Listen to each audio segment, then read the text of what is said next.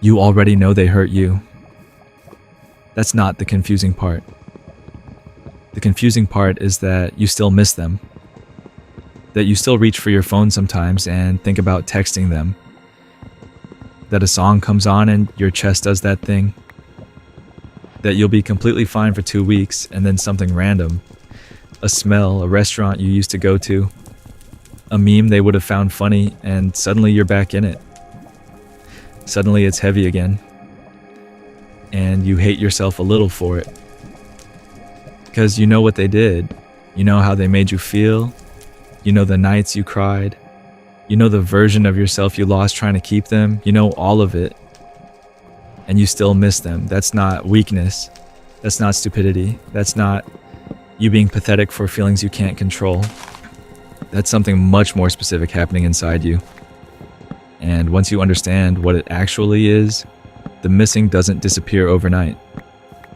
But it stops making you feel crazy. So let's talk about it. For real. The first thing you need to understand is that you don't actually miss them. Not fully. Not the whole person. Because if you sat down right now and wrote out everything they did, everything they said, every moment where they made you feel small or confused or disposable, you wouldn't miss that version of them. Nobody misses being hurt.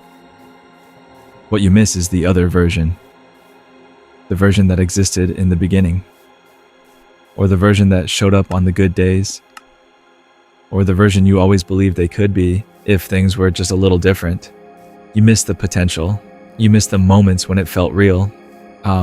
You miss the version of them that made you think this is it, this is the person, this is what I've been waiting for. And that version was real, by the way. That warmth wasn't imagined. That connection wasn't manufactured. It was there. But here's the thing about people who hurt you. They don't hurt you all the time. If they did, you would have left in week 2. The reason it's complicated, the reason it leaves a mark, the reason you're still thinking about them 6 months later is because it was mixed. Because there were real moments between the painful ones. Because the good was good enough to make you stay through the bad. And your brain, your heart, your memory, it doesn't store the average. It stores the peaks. It stores the best conversation you ever had.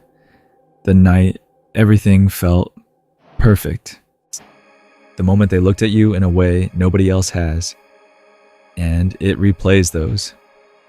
While the painful memories sit somewhere else, somewhere quieter, somewhere your loneliness doesn't visit as often.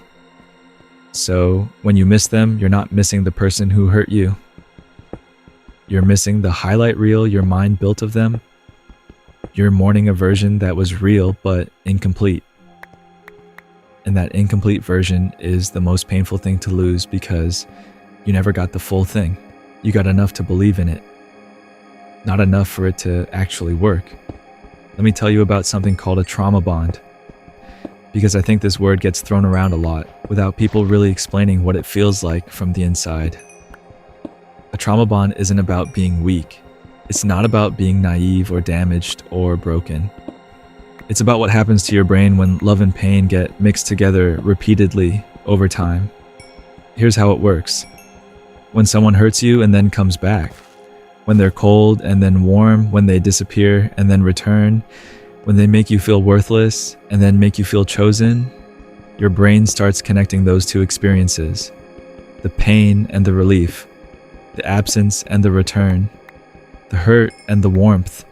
And over time, the relief of them coming back feels so intense, so real, so overwhelming that your brain starts associating them specifically with that feeling. Not with the pain they caused, with the relief of the pain stopping. With the warmth after the cold, with the choosing after the abandonment.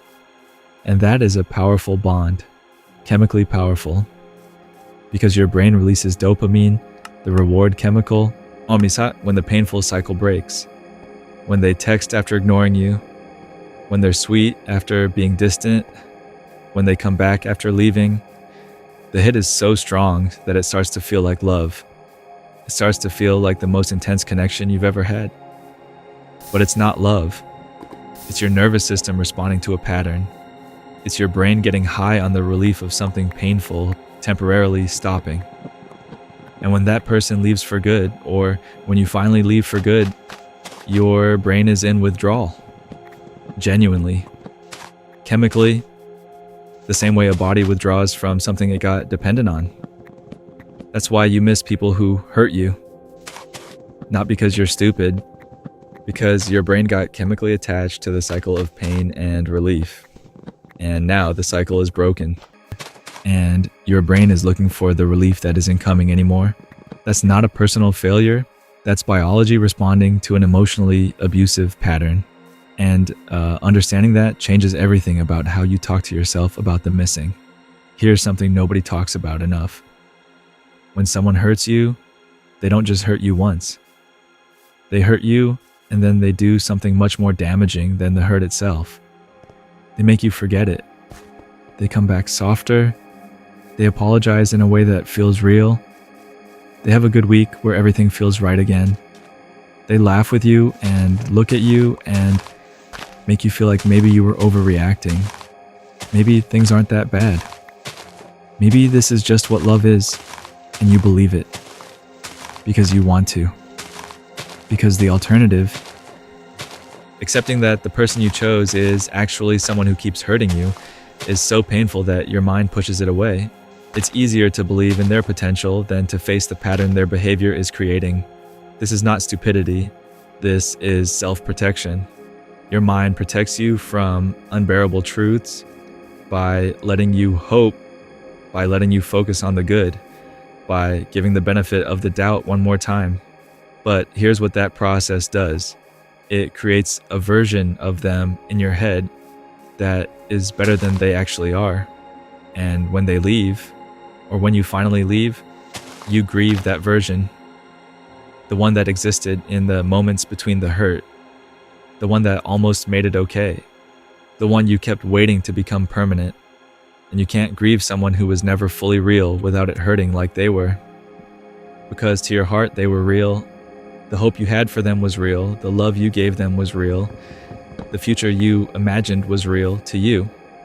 Losing that version is its own kind of grief.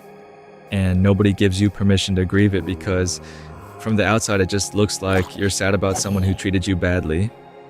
But from the inside you're mourning something you believed in deeply. You're mourning who you thought they were, who you hoped they'd become, the version of them that existed in flashes and made everything else almost worth it.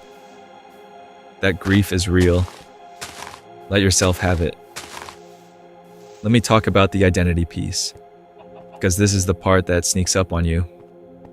When you're with someone for a significant amount of time, even if it's painful, you build a version of yourself around them. Your routines include them. Your weekend looks a certain way because of them.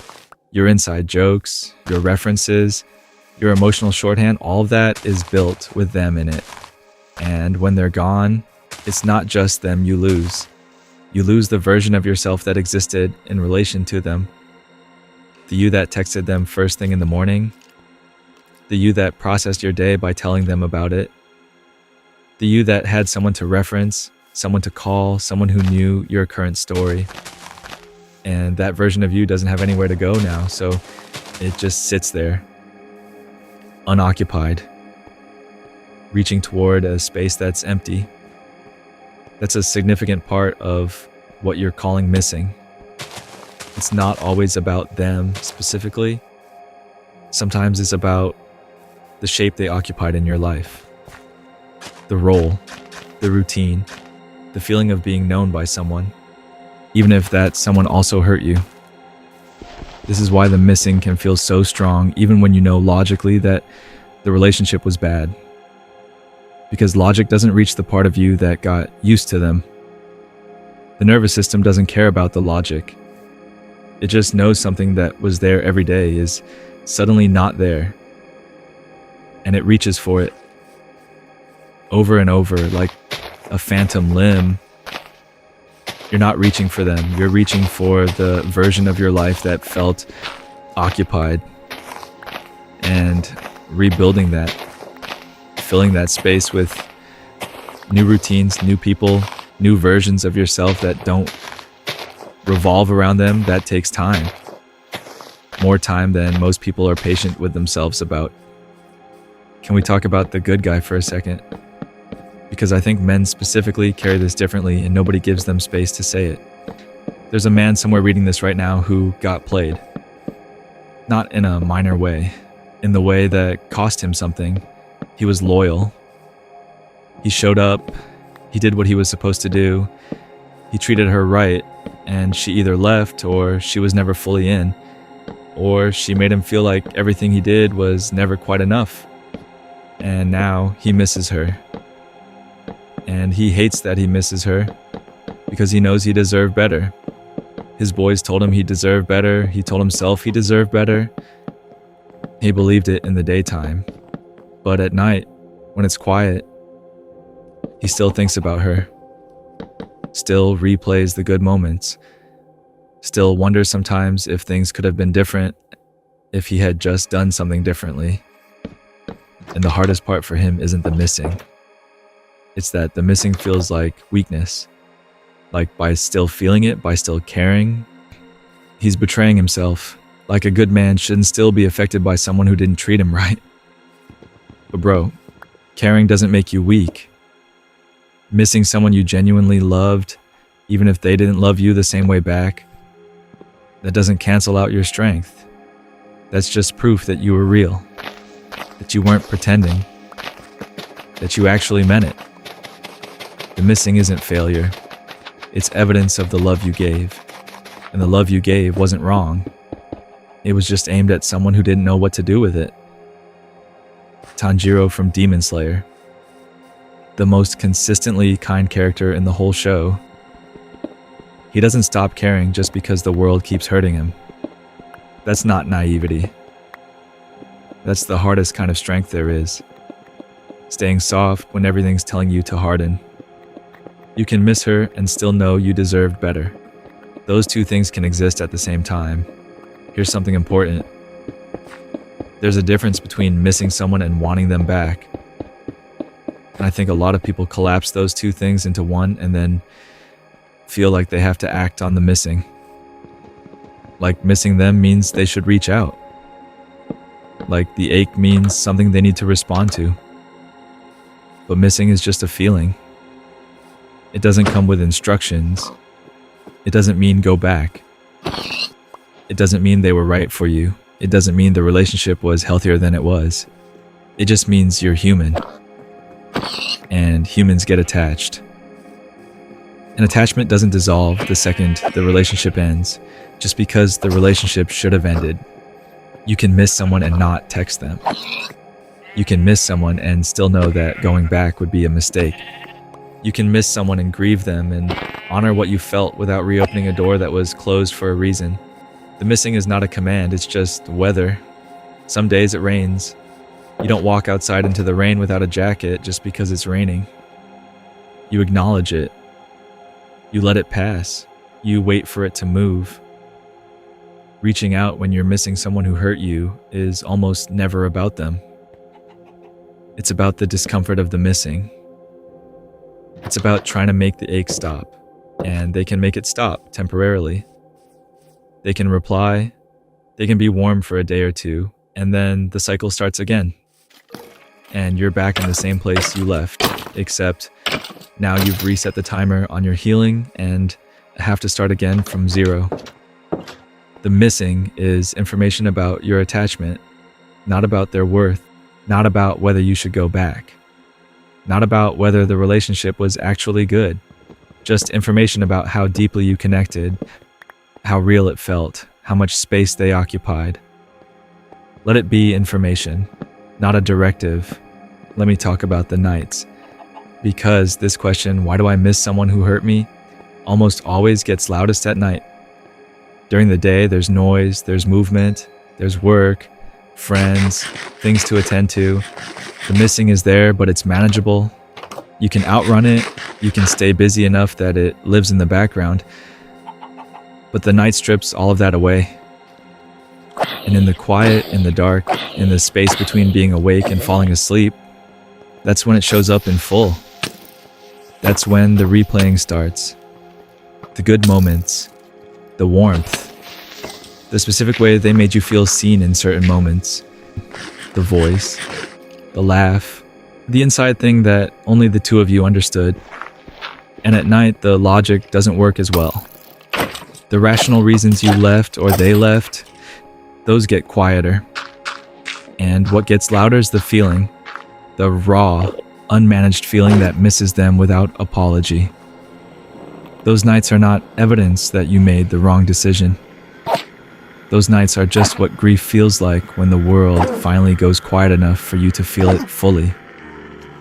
You can't rush through them. You can't logic your way out of them. You just have to let them pass. And they do pass. Every single one of them eventually passes. And the nights get shorter. Not all at once. Not in a straight line, not without setbacks. But shorter. The ache becomes familiar instead of overwhelming. The replaying slows down. The space between the heavy nights grows. And one day you notice you went to sleep without thinking about them first. Not because you've stopped caring, because you're healing. Slowly, imperfectly, quietly. You're healing. Here's something that took me a long time to understand. The reason you miss people who hurt you is not a design flaw in you. It's not proof that you're broken or that you don't know your worth or that you have terrible judgment. It's proof that you loved genuinely, that you attached honestly, that you were present in the relationship even when it was painful. People who never get attached, people who keep themselves so guarded that nothing gets in, they don't feel this. They don't miss people this deeply. They don't replay moments at 2 a.m. They don't feel the ache of an empty space that used to be occupied. But they also don't feel the full version of love when it's real. The depth of what you're capable of feeling, the intensity of the missing, and the depth of the loving are connected. You can't have one without the other. So, the very thing that makes the grief so heavy is the same thing that makes your love so real. The same capacity, the same depth, the same ability to attach fully and mean it completely. That is not a weakness you need to fix. That is the thing that is going to make love extraordinary when you finally place it somewhere safe. When you finally find someone who doesn't mix pain into the warmth. When you finally experience what it feels like to love deeply without the damage. And you will. Not as a motivational promise, as a real observation about who you are. People who love like this don't stop. They adjust. They learn. They become more careful about who gets access. But the love itself doesn't go anywhere. Now I want to talk about something uncomfortable. The role you played. Not to blame you. Not to say the hurt was your fault. It wasn't. But healing requires honesty. And honesty sometimes means looking at the parts you participated in. Because most of the time, when someone hurts you repeatedly, there are moments where you knew. Where your gut said something is wrong here. Where the signal was clear and you chose to soften it. You chose to give the benefit of the doubt one more time. You chose to stay when something in you was already pointing toward the door. And the reason you did that is not stupidity. It's attachment. It's fear. It's the hope that if you just love better or harder or differently, the outcome would change. It's the belief that your love had the power to fix something that was never yours to fix. And recognizing that pattern, not to punish yourself, but to understand it. That's how you break it. Because the next time someone shows you who they are in the early weeks, the next time the signal comes, you'll recognize it. You'll know what it felt like to ignore it and what it cost you. And that knowledge makes the next choice different. You didn't stay because you were weak. You stayed because you loved and hoped and believed. Those are not flaws, but they can be redirected towards someone who actually earns them, towards something that doesn't require you to override your own gut to maintain. Let me say something to the person who is in this right now. Not looking back at it, right in the middle of it, You're not crazy for missing them. You're not pathetic. You're not undoing all your progress by feeling this. You're not going backward by having a hard night. Missing someone who hurt you is one of the most human experiences that exists. Almost everyone who has ever loved someone has felt this in some form. The confusion you feel right now, the way the missing and the anger and the grief all live in the same chest at the same time, that's not a sign something's wrong with you. That's what it actually feels like to lose something complicated, something that wasn't all bad, something that had real moments mixed into the painful ones. You don't have to resolve the contradiction. You don't have to decide whether you hate them or miss them or both. You don't have to feel one clean thing about a complicated situation. You can hold it all at the same time and still be okay. Still be moving forward. Still be healing. And here's what I want you to hold on to. The missing gets lighter. Not through logic, not through forcing yourself to stop feeling it, not through replacing them with someone new before you're ready. It gets lighter through time and through understanding and through slowly, quietly building a version of your life that has so much in it that the missing starts to take up a smaller percentage of the space. You are not what happened to you. You are not permanently marked by this. You are not destined to keep choosing people who hurt you because you chose one this time. You are someone who loved genuinely in a complicated situation and came out the other side still standing, still open, still capable of feeling deeply enough to even have this conversation. That is not nothing. That is everything. And here's where I want to land this. You miss them because you're human, because attachment is real and loss is real and the good moments were real, even if the relationship as a whole wasn't right for you. You miss them because your brain got wired to them through a cycle of pain and relief that felt like intensity and got mistaken for love. You miss them because they occupied a shape in your life that is now empty, and emptiness takes time to fill. You miss them because you love genuinely, and genuine love doesn't just turn off when the relationship does. None of those reasons are weakness. All of them are human, and the answer isn't to stop feeling it. The answer is to stop letting the feeling make decisions for you, to let it exist without obeying it, to sit with the missing without texting, to feel the ache without reopening the door, to honor the grief without going back to the source of the hurt, because going back doesn't end the missing, it just delays it, and delays it at a cost, the cost of your healing, the cost of the ground you already covered, the cost of the version of yourself you've been slowly rebuilding since they left. You've already done some of the hardest work, the leaving or surviving the leaving, the first weeks, the restructuring of your days without them in it, the choosing to keep going when the missing made you want to stop. Don't trade that for a temporary relief that puts you right back at the beginning. You're allowed to miss them. You're also allowed to keep moving. Both things are true at the same time, in the same chest, and one day, the moving will have taken you so far from where the pain started that the missing will just be something you feel quietly sometimes. Not something that controls you, not something that defines your decisions, just a soft reminder that you love something and you survived losing it. And that's not sad. That's growth.